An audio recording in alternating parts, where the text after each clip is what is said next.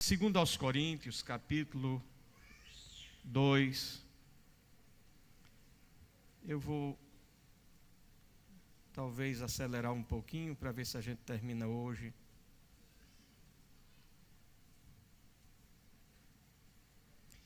Segundo aos Coríntios, capítulo 2, versículo 14.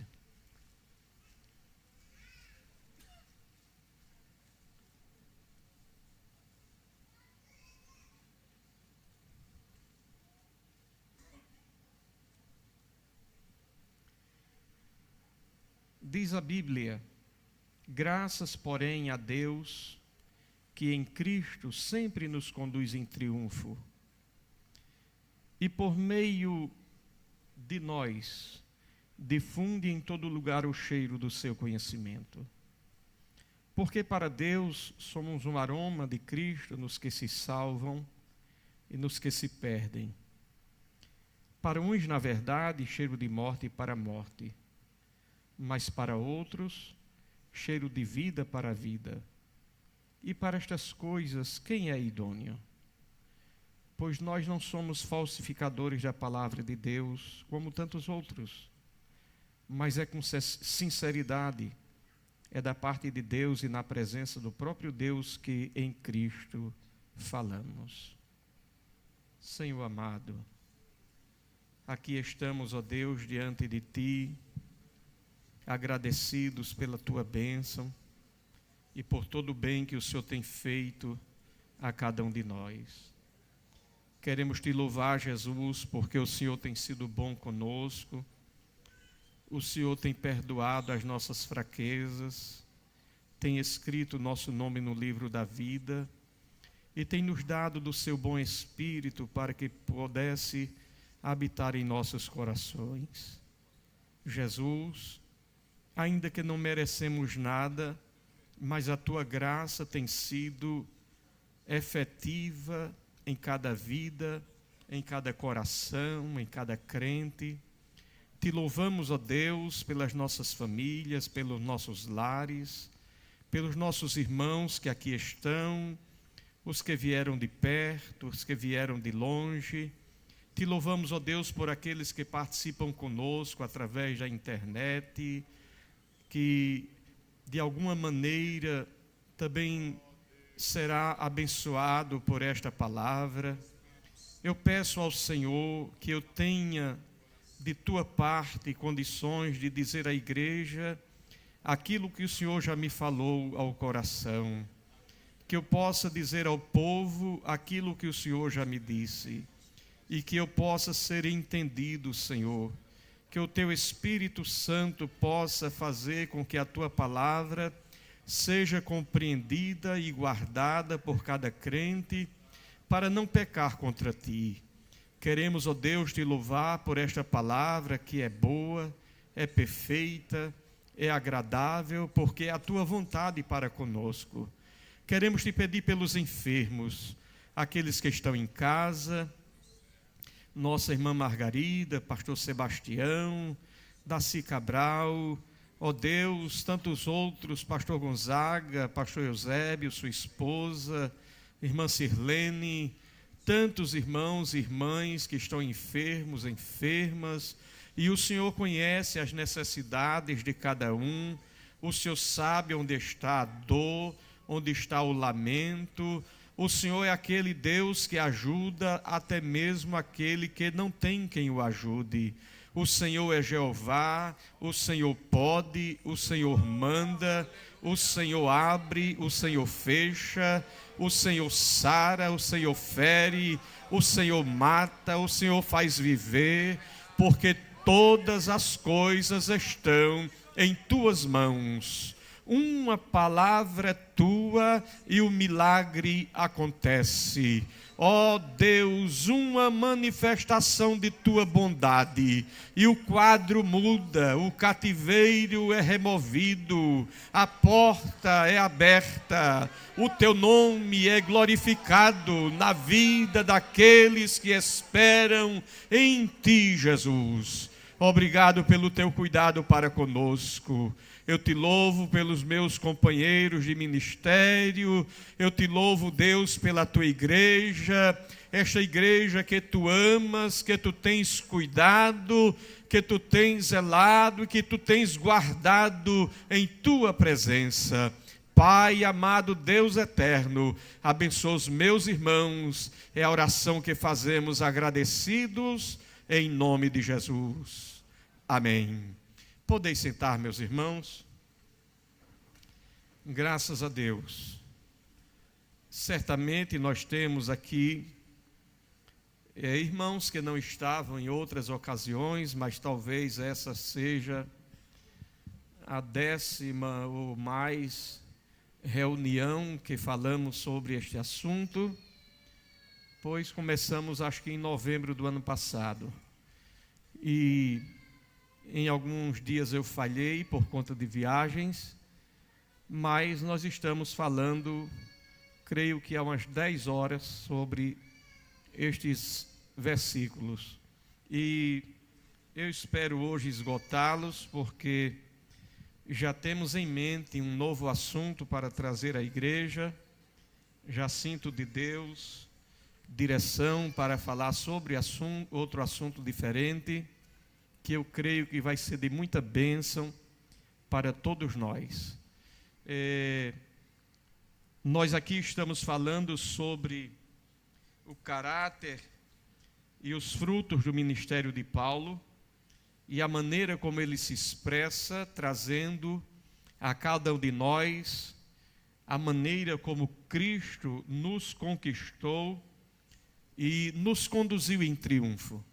E aqui já por vezes falamos e repetimos, mas apenas para dar uma introdução para outros que vieram hoje e não estão bem ao par do assunto. E aqui foi colocado que para Deus nós somos um aroma de Cristo.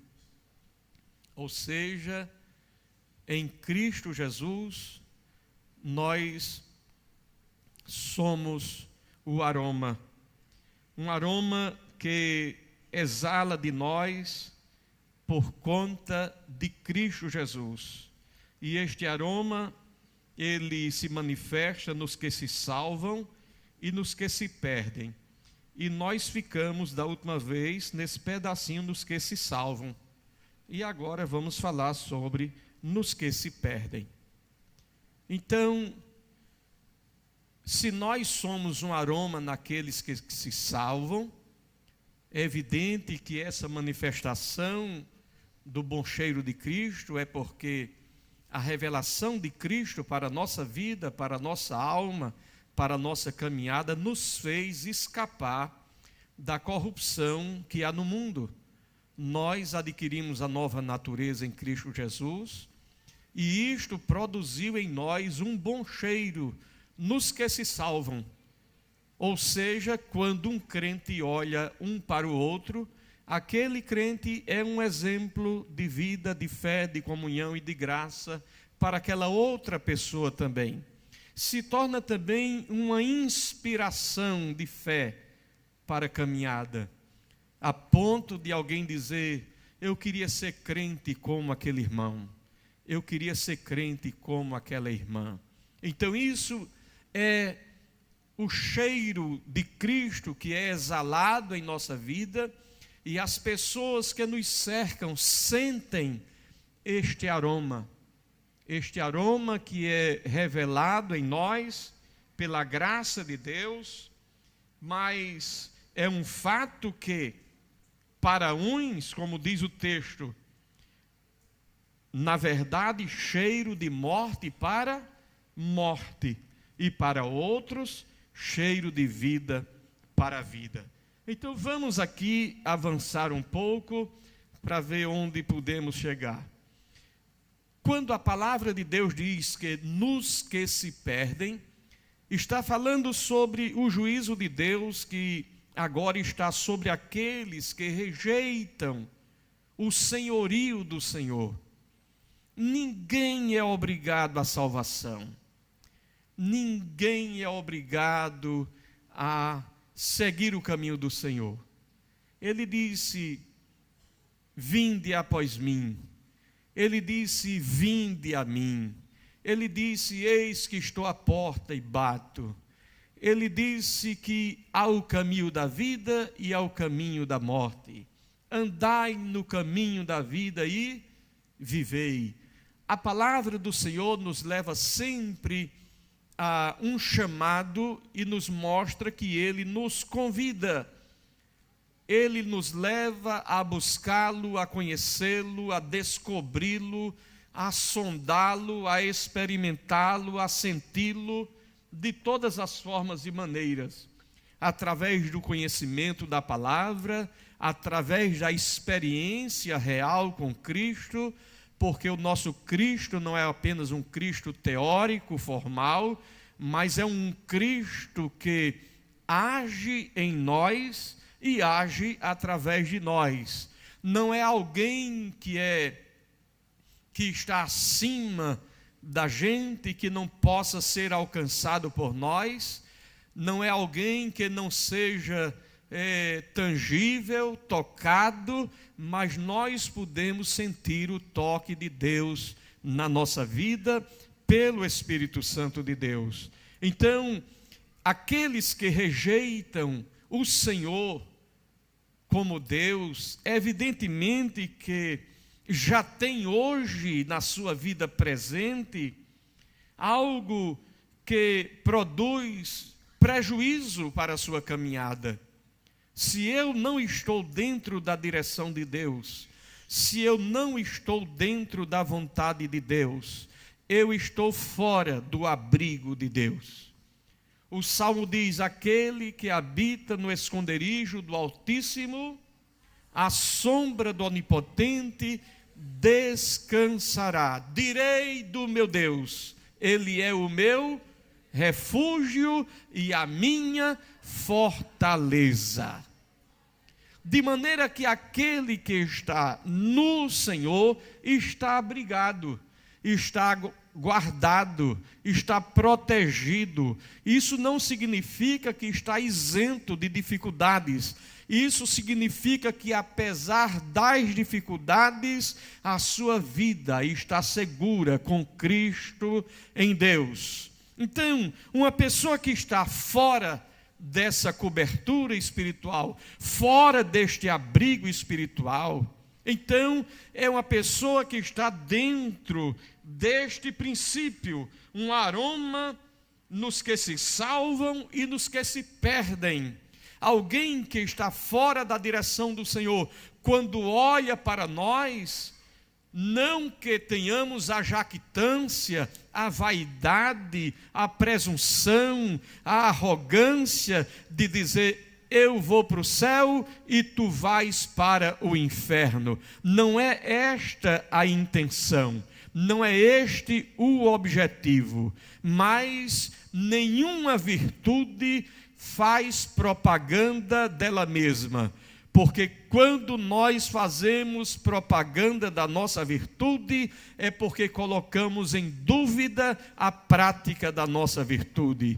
Quando eu digo eu sou bom, eu sou santo, eu sou puro, eu sou humilde, eu coloco em dúvida, porque a virtude cristã, ela é pública, ela é vista, ela é perceptível, ela é observada. Ninguém precisa dizer que é para que alguém saiba que é, porque a virtude na vida do crente é pública, ela é manifesta. Quando ele passa, alguém diz: eu vejo que este que passa é um santo homem de Deus. Então a virtude não se autoglorifica, não se abana, não se exalta, mas a virtude tem um quê de humildade, tem algo que traz a pessoa a se submeter, a trazer em si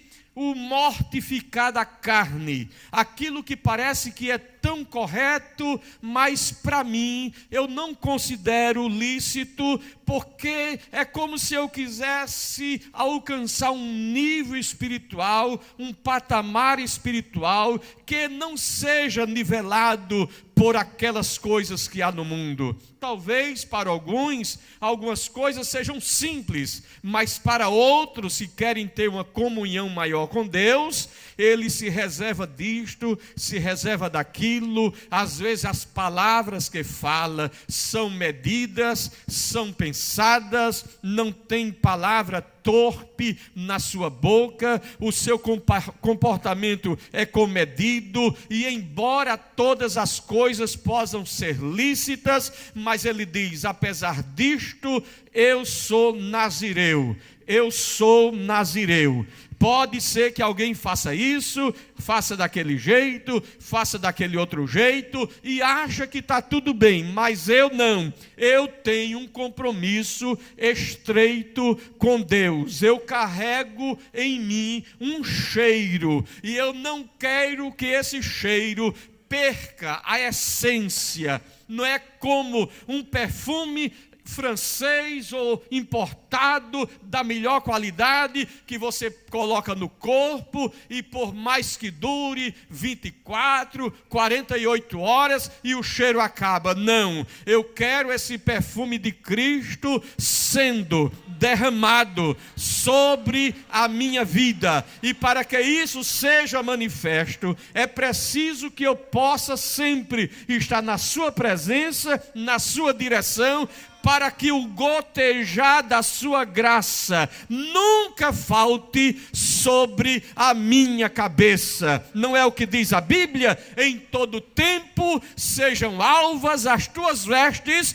e nunca falte o óleo sobre a tua cabeça. Então, para que tenha óleo na cabeça, tem que ter veste branca. E o que é veste branca? Pode ser traduzido como comportamento, como procedimento, como conduta, como falar, como tratar, como vender, como comprar, como negociar, como conviver, como se relacionar. Tudo isso vai refletir na minha veste, se está branca ou se não está branca. Agora, esse julgamento pode ser pervertido ou visto de maneira errada por alguém, e alguém pode ver a tua veste branca e dizer que tem uma mancha. Alguém pode te ver bem e dizer que tu estás mal, mas não importa o julgamento de quem quer que seja. O que importa é que quando Deus coloca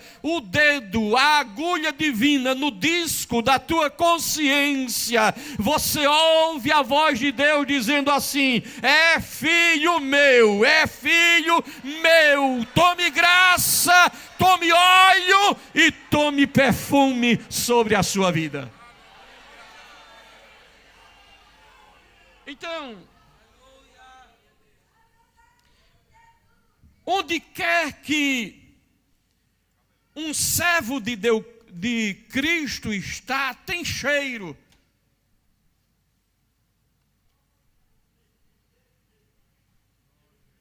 Onde quer que um crente está, tem cheiro.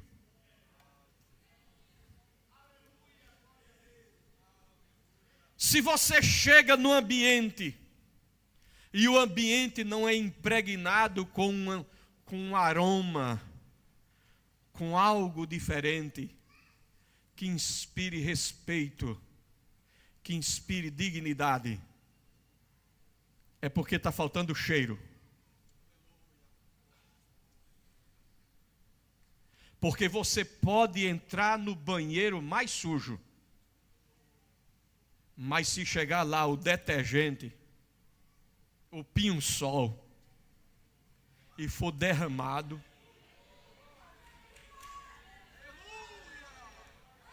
todo o fedor vai embora. Mas é um banheiro, mas tem agora perfume.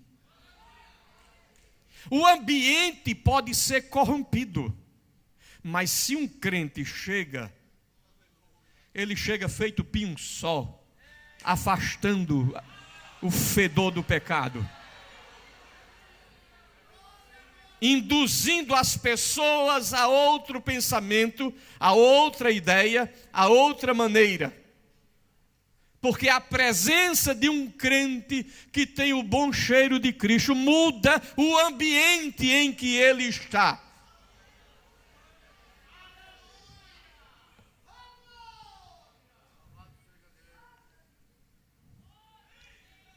Se o crente que é crente não tem este perfume, é praticamente algo impossível de dizer que ele tem Cristo na sua vida.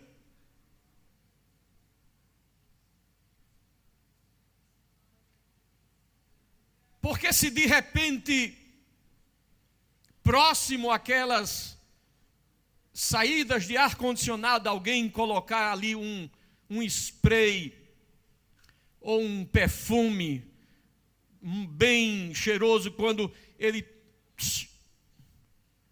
dentro de poucos segundos, todo mundo aqui está sentindo o cheiro, tá ou não está?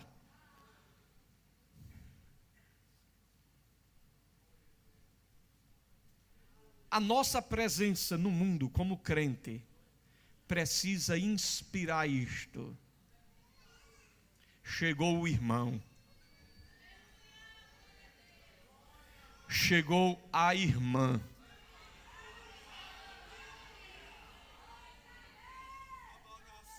Aleluia.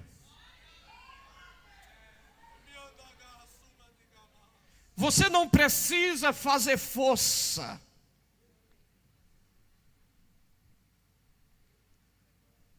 Porque o perfume é impossível não ser sentido.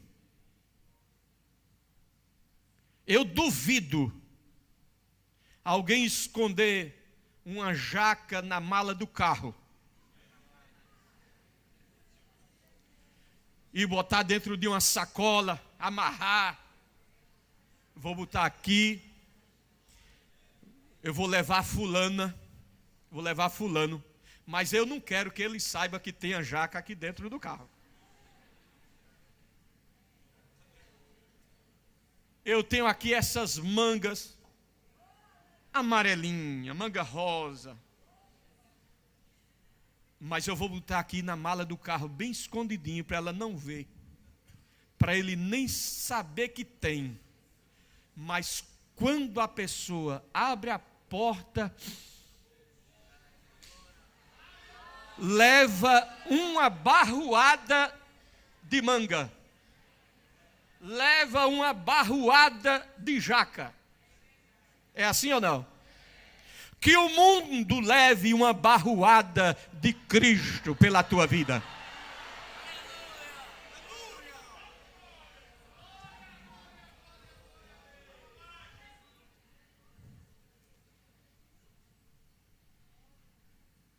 Então, o perfume enche o ar e chama a atenção de maneira clara acerca da presença dele.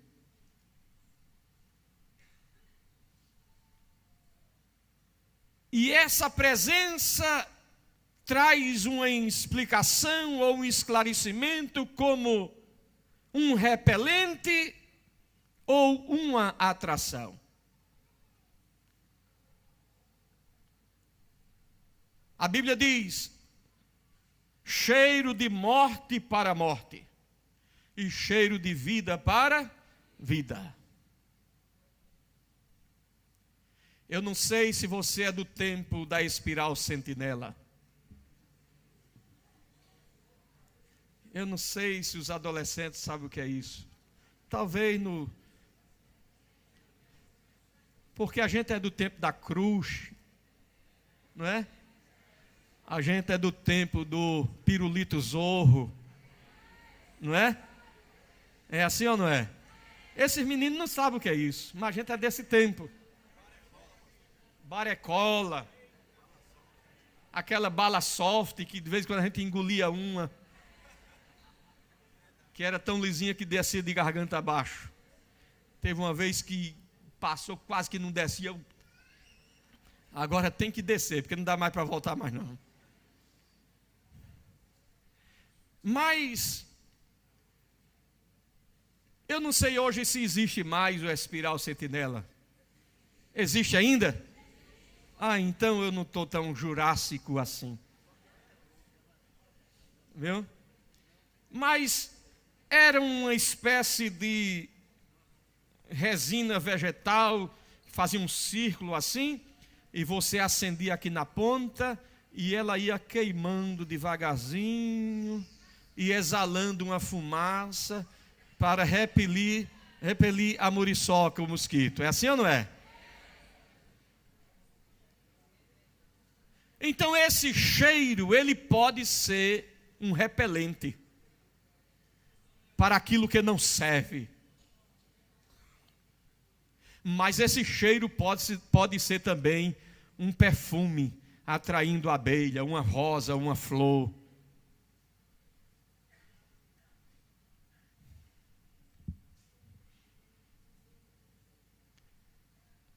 E essas qualidades, elas são vistas em nossa vida de forma espontânea.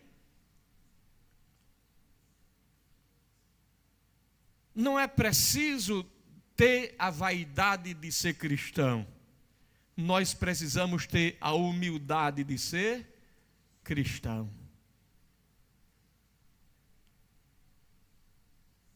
Nós não podemos ser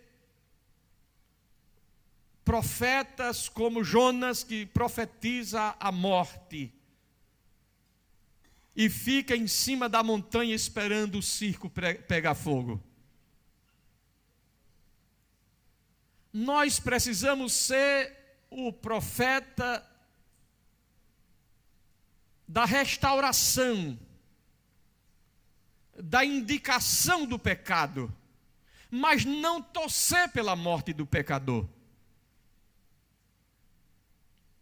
E neste aspecto, é preciso que a gente tenha conhecimento e saiba que o Evangelho, ele não somente é pregado para que as almas sejam salvas. O Evangelho também é pregado para que todo mundo tome conhecimento dele, para que ninguém se sinta excusado diante de Deus no dia do julgamento. Talvez você diz, eu saí a campo, evangelizei e não ganhei uma alma, eu acho que eu não fiz nada hoje. Não, você fez. Você deixou uma palavra dita a alguém, e aquela pessoa um dia diante do Senhor não vai poder dizer assim: eu nunca ouvi o Evangelho.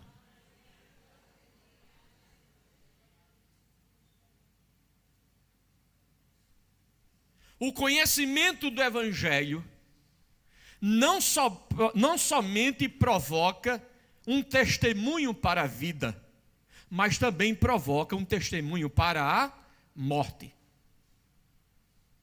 A Bíblia diz que Deus não leva o tempo mas a partir do momento que você conhece, o Evangelho teve um efeito. E o efeito foi o conhecimento. Você foi alcançado pelo cheiro do conhecimento. É uma pena que tenha sido da morte, porque está no estado de morte espiritual hoje, para a morte, ou seja, para o juízo final da segunda morte. Por isso diz, da morte para a morte. Porque quando o homem não está em Cristo, a Bíblia diz que nós estávamos mortos em nossos delitos e pecados. Quem não tem Cristo na vida está morto espiritualmente. É um zumbi espiritual. Está andando, trabalhando, estudando, graduação, pós-graduação, doutorado, pós-doutorado, está voando para a NASA, está indo para qualquer lugar do mundo, está alcançando e colocando Einstein no bolso, está colocando as teorias atômicas e todo o conhecimento humano como se fosse ultrapassado, pode ser melhor do que Stephen Hawking. Mas se não tiver Cristo, está morto. É um estado de morte aqui, para a morte depois. Por isso diz de morte para a morte. Mas também diz de vida para a vida, porque quem está em Cristo já tem vida. E quando passar, vai continuar em vida. Mas tem aqueles que estão em morte e vão passar para a morte. É preciso compreender isso. Então, ao propagar esta fragrância, o próprio anunciador, o próprio irmão, irmã que está evangelizando, se transforma num ente perfumado, onde ele passa, ele deixa perfume. Onde ele passa e vai no comércio, quando recebe o troco que vai sair, Deus lhe abençoe. Muito obrigado, Deus lhe abençoe. Você deixou o quê? Perfume. Você encontra com a pessoa, você procura saber como vai aquela pessoa. É evidente que é impossível você ter condições de falar com todas as pessoas. Mas você pode pelo menos falar com alguém e perguntar: como vai você? Eu soube que você estava em dificuldade, estava doente. Está melhor? Está. Graças a Deus. Deus abençoe. Isso é perfume. Isto é azeite. Quando você faz uma visita, você deixa azeite ali, você deixa perfume ali. Onde você coloca o seu pé, ali é uma bênção. Você deixa azeite ali, você deixa perfume ali. Se você recebe um copo de água, que coisa boa para mim, mas para a pessoa que trouxe, vai ter também azeite e perfume para quem trouxe, porque há recompensa para quem dá até um copo de água. Hoje à tarde, eu fiz uma visita à irmã Margarida, ao pastor Sebastião, e ali oramos por eles. E foi bom vê-los, estar com eles durante alguns momentos. E estavam ali 3 irmãs que foram também fazer a visita, e nós saímos antes porque tínhamos reunião aqui durante o dia todo. Mas onde você vai, o problema é que às vezes o crente ele não tem consciência do que é, não tem consciência do que ele representa. E se transforma numa espécie de robô espiritual, num fazedor de coisas, num executor de atos, de procedimentos religiosos. Como disse alguém: o que é que você está fazendo aqui? Eu estou cavando buraco. Chegou para outro e disse: o que você está fazendo aqui? Eu estou aqui fazendo uma base.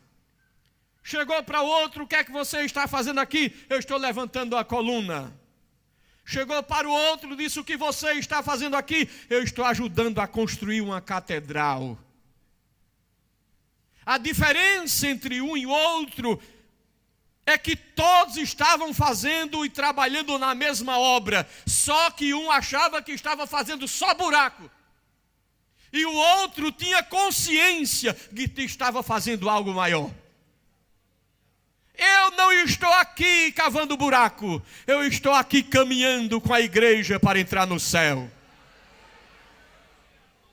Eu não estou aqui na obrigação de sair a campo, porque o pastor disse que teria que ir, o dirigente disse que teria que ir, a gente vai hoje para a doutrina, porque a gente está escalado. Eu nem queria ir, mas disseram que tinha que ir, e tal, e não sei o quê. Você está cavando buraco. Agora, se você, quando disserem, hoje a gente vai para o templo central, nós vamos lá porque vamos ouvir a palavra de Deus, aí você faz como Davi: alegrei-me, quando me disseram, vamos à casa do Senhor. Os dois estão fazendo a mesma coisa, só que a visão de um é cumprir a escala, e a visão do outro é ir para a casa do Senhor. Então não é o que você faz que vai determinar quem você é, mas é quem você é que vai trazer a essência daquilo que você faz. Porque qualquer um pode fazer. Quem é que não pode visitar um doente? Qualquer pessoa pode visitar doente. Quem é que não pode levar uma cesta básica para um necessitado? Qualquer pessoa pode fazer isso. Mas se vai um cristão, ele vai numa ação diferenciada. Ele não vai movido por um sentimento humano puramente.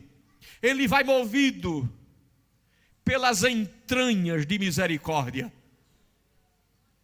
Ele vai movido por algo superior. E isso redunda para ele não apenas numa glória humana, de alguém dizer, ele é tão caridoso, ela é caridosa, e às vezes até se abanar com isto, pela vaidade de ser bom. Mas o crente, quando age e quando faz, ele faz na direção do Senhor.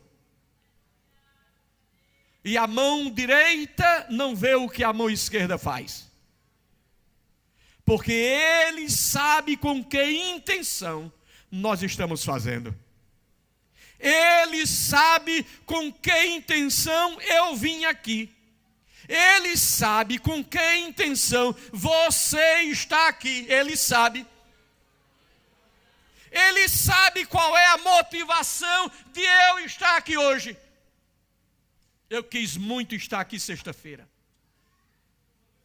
Cheguei de viagem, mas quando foi anoitecendo, o sono de quase 48 horas caiu, que eu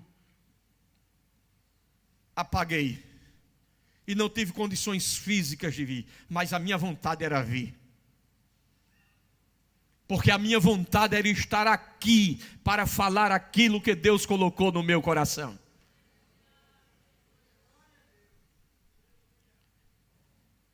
Então não se trata apenas de um perfume produzido por Cristo. Não é Cristo que está produzindo o perfume na gente. Não. É o próprio Cristo que em nós muda a nossa vida. Não é Jesus que chega assim, você está fedendo, tome, vai ficar cheiroso. Não é assim. O perfume não é de fora para dentro. É Cristo que muda o nosso caráter. Dentro. Ele vem, não é uma coisa exterior que vem e dá um banho. Não. É o próprio Cristo que vem e age em mim. E me muda. E me transforma. E diz assim, você agora é uma nova criatura. Você agora é diferente. Por isso que a Bíblia diz que a boca fala daquilo que o coração está cheio. A boca é exterior e o coração é interior. Não tem conversa bonita se o coração está podre. Se tem uma palavra bonita e o coração está podre, não é graça, é lisonja, é engodo, é engano. Mas a Bíblia diz que o ímpio não persistirá na congregação dos justos. Ele, na hora certa, ele será denunciado pelo Senhor. Porque não é que você vai receber um banho de perfume. Aqui não tem lança-perfume.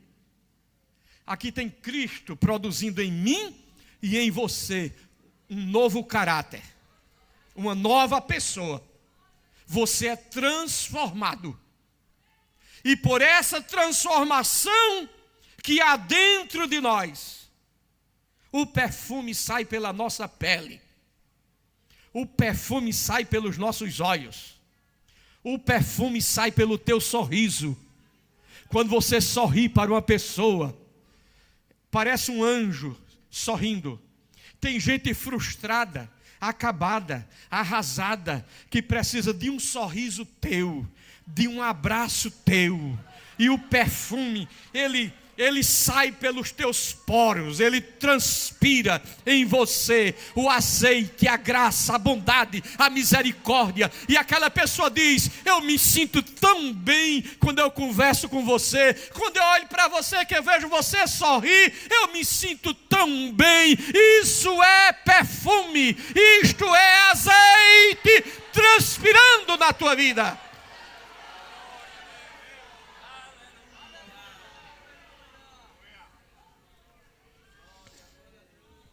Aleluia. Oh, relógio ingrato.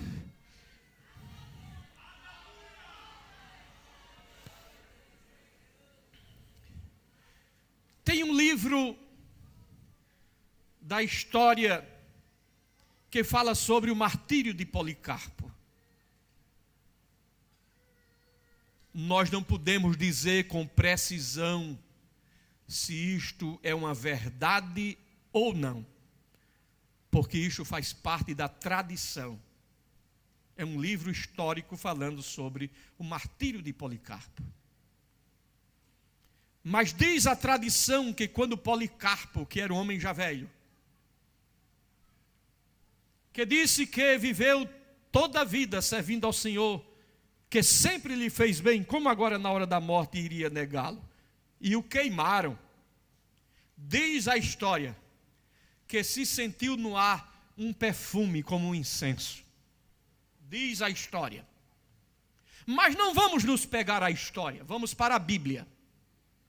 Porque isto é um fato registrado na história, mas tem o fato registrado na Bíblia.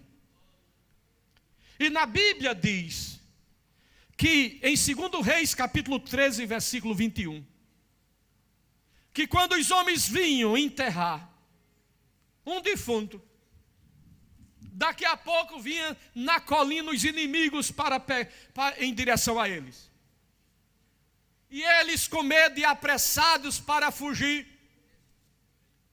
Diz a Bíblia que quando o defunto caiu dentro da cova, era a cova de Eliseu. E o defunto, quando bateu nos ossos de Eliseu, até o osso de Eliseu cheirava. Porque quando bateu nos ossos de Eliseu, o homem ressuscitou. Agora eu não sei se a turma estava correndo com medo dos inimigos que vinham, ou espantados com o defunto que vinha atrás na carreira também. Mas o fato é que isso não é história de Policarpo, que é a tradição e o livro da história que diz. Eu estou falando da Bíblia. E a Bíblia é a palavra de Deus. Então os nossos ossos, ele tem valor. Tanto tem valor que vai chegar o dia que diz a Bíblia que aquilo que é mortal se revestirá da imortalidade. Aquilo que é corruptível se revestirá da incorruptibilidade. Então se cumprirá a palavra que diz: tragada foi a morte na vitória. Crente é santo. Não porque ele se fez santo, mas porque Jesus se santificou por ele. Está no Evangelho de João, capítulo 17. Por eles eu me santifico. Nós não somos justos por nós mesmos, mas nós somos justificados por ele. Porque ele se fez pecado por nós. Então, meus amados irmãos, diz a Bíblia, para uns, na verdade, cheiro de morte para a morte, mas para outros, cheiro de vida para a vida. O conhecimento e a influência de Cristo são os mesmos. E o próprio Cristo é aquele que é recebido ou rejeitado. O que vai determinar morte para a vida, morte para a morte ou vida para a vida, é a maneira como eu reajo a este Jesus. Os resultados das minhas atitudes para com o Senhor é que vão determinar o meu destino. A mão do Senhor está estendida para salvar. E a Bíblia diz que o seu ouvido não está gravado para que não possa ouvir. Então ele está para ouvir e está para salvar. Ele já disse que tudo está consumado. Ninguém mais precisa fazer nada para ser salvo, a não ser reconhecer o sacrifício de Jesus na cruz do Calvário.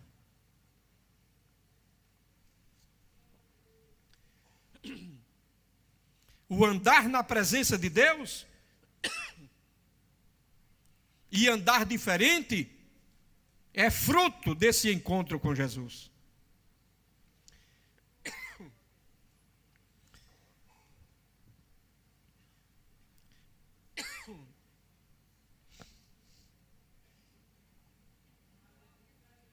Vamos avançar um pouco aqui.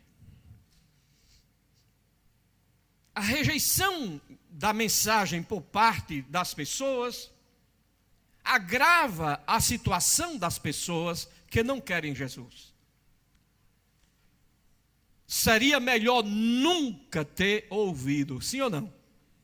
Do que ouvir e não aceitar. Seria melhor nunca ter ouvido. Mas a partir do momento que eu ouço, eu me comprometo. Se Deus tivesse colocado o homem e a mulher no Éden, e não tivesse dito nada para eles, eles poderiam comer do fruto do conhecimento do bem e do mal por ignorância.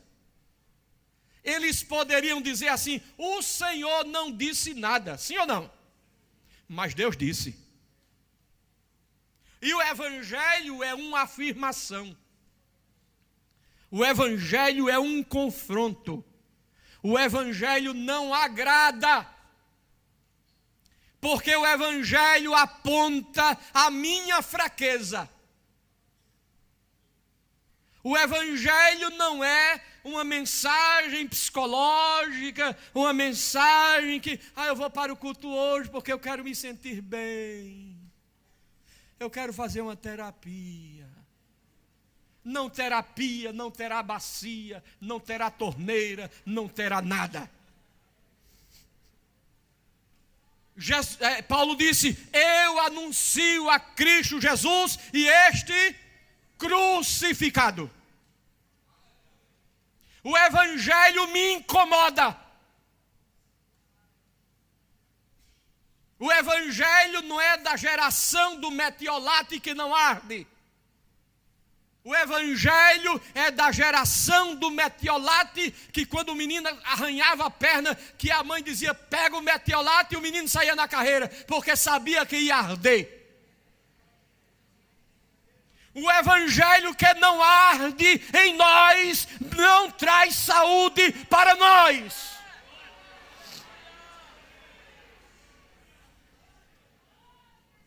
Porque o Evangelho confronta o homem. Isaías capítulo 53 diz qual era o nosso gosto. Diz qual era a nossa vontade. Porque diz assim: nós olhávamos para ele e não víamos beleza para que o desejássemos. A gente não queria.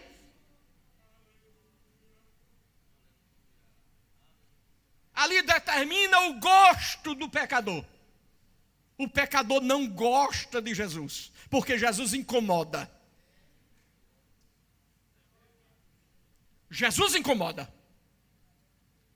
Você já viu mãe e pai dentro de casa sempre fazendo correção, sim ou não? Menino, entre, menino, larga esse telefone, menino, vai estudar para fazer a prova, menino, olha a hora de ir para a escola, menino, olha isso, menino, olha aquilo, e daqui a pouco tem alguém dizendo assim: eu não aguento mais minha mãe e meu pai, você ainda vai ter saudade deles.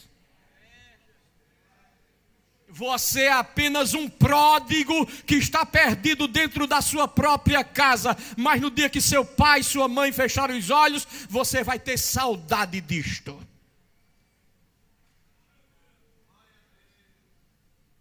A Bíblia diz: buscai ao Senhor enquanto, invocai-o enquanto. Tem muita gente abusando da graça de Deus, abusando da bondade de Deus. Hoje não, agora não. Eu vou aproveitar um pouquinho, eu vou me divertir um pouquinho, eu vou dar um tempo. Eu vou entrar nessa nada. Quando eu estiver lá na frente, eu preciso desfrutar. Eu quero é ser livre. Eu quero é viver a minha vida. O importante é ser feliz. Vai, pródigo!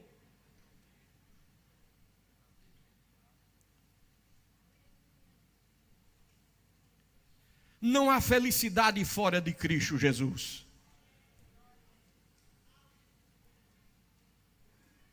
Tem um hino que se canta, se não me engano, que diz: o meu prazer é te conhecer. O meu prazer é te amar.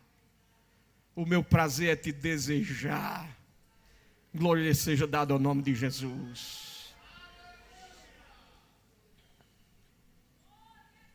Uma luz, quanto mais ela brilha, menos você tem condições de dizer que não está enxergando.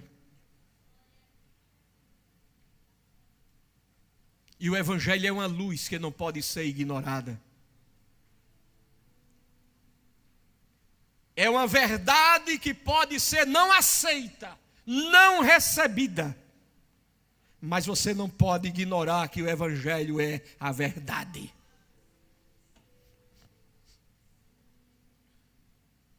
Você pode até se esconder de Jesus e andar pelo caminho que dá na sua vista. E andar pelo caminho da sua vontade e do seu gosto. Mas você sabe o que é o Evangelho. O Evangelho não é Nutella.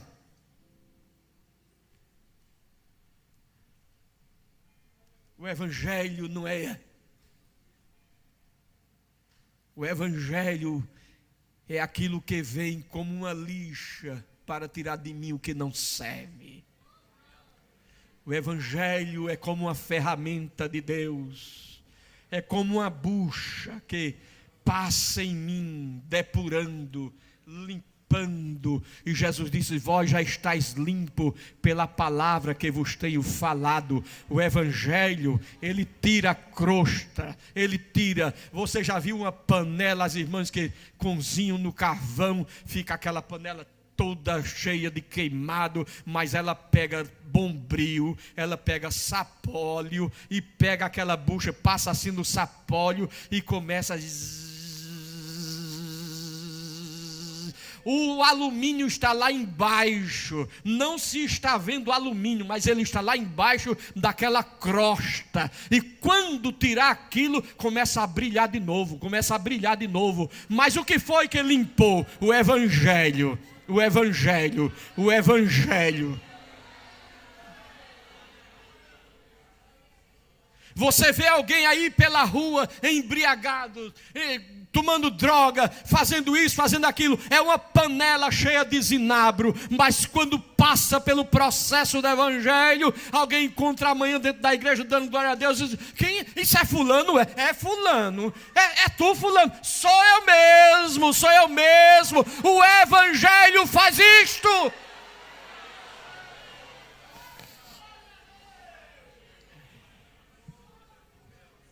Então não se pode ignorar esta luz que brilha. Esta luz brilhou para Paulo no caminho de Damasco e ele caiu por terra.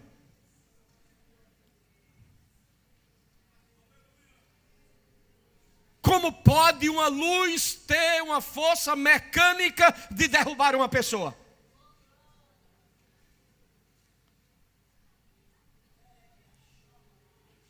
Porque para que um corpo saia do estado de inércia, é preciso que uma força igual ou maior empurre e faça com que aquele corpo caia. Mas não foi uma força mecânica, foi um feixe de luz. Foi um feixe de luz. A luz do evangelho é tão grande que faz o pecador cair por terra. A luz do evangelho é tão poderosa que o pecador cai aos pés de Jesus e dizendo: Senhor, socorre-me, socorre-me, socorre-me, socorre-me, socorre-me.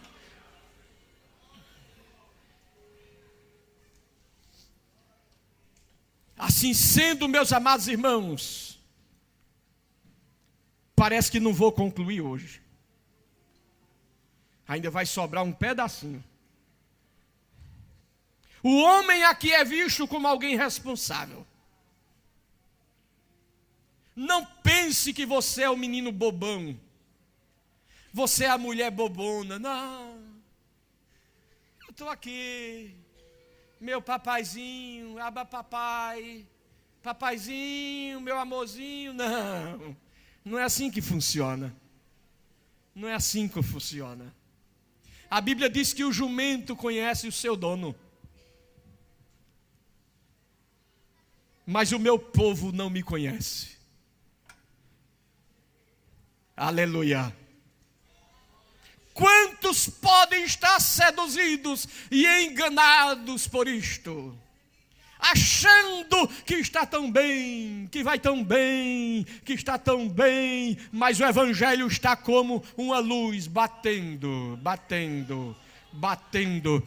É como uma luz que atravessa o nosso corpo, atravessa o nosso coração, o corredor escuro da nossa alma, mostra as teias de aranha que estão lá dentro daquele quartinho escuro, e a luz entra de corpo adentro até a divisão da alma e do espírito e diz: você precisa.